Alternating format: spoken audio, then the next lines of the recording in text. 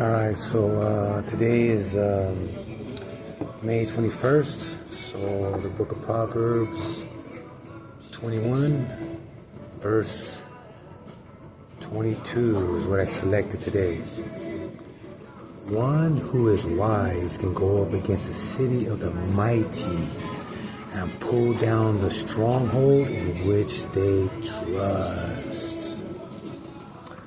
One who is wise can go up against the city of the mighty and pull down the stronghold in which they trust. Let's examine this. So you guys remember the Trojan horse? Similar idea. Wise strategy, conquer a whole entire enclosed wealthy city. But let's go deeper than that. Let's go to the unseen psychological,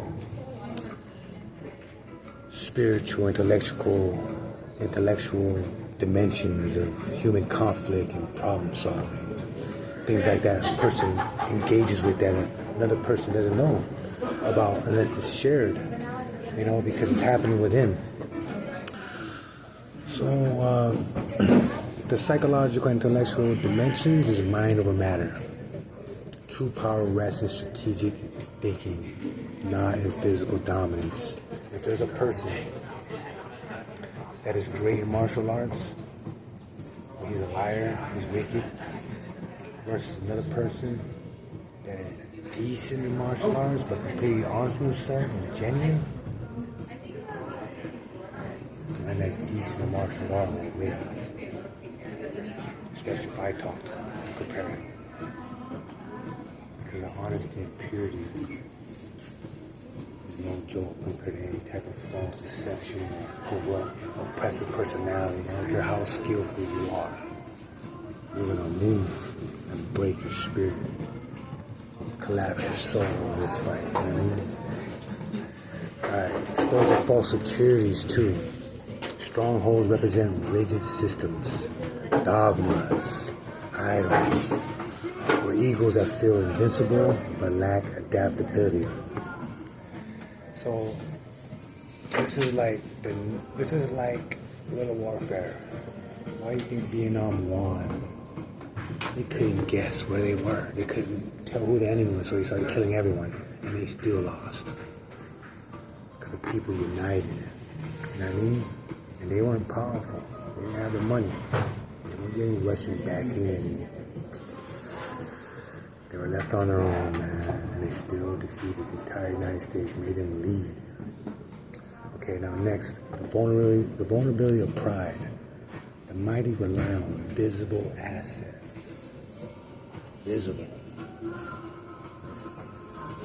Making them very predictable and easy to what? To bribe them, to corrupt them, to make them fall for their own folly, to lead them toward a selfless direction or their own destruction.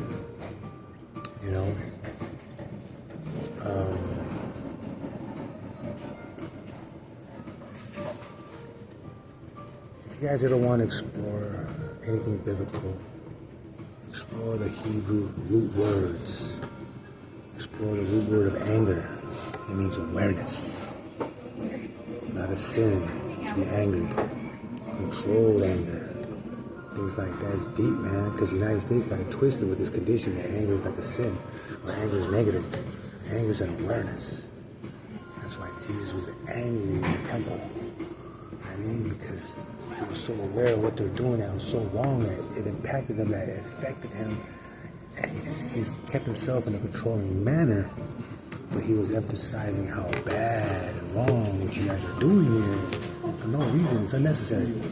So anger is like extreme awareness. Now, wrath, that's sin. That's uncontrollable anger. Bigelow, boom.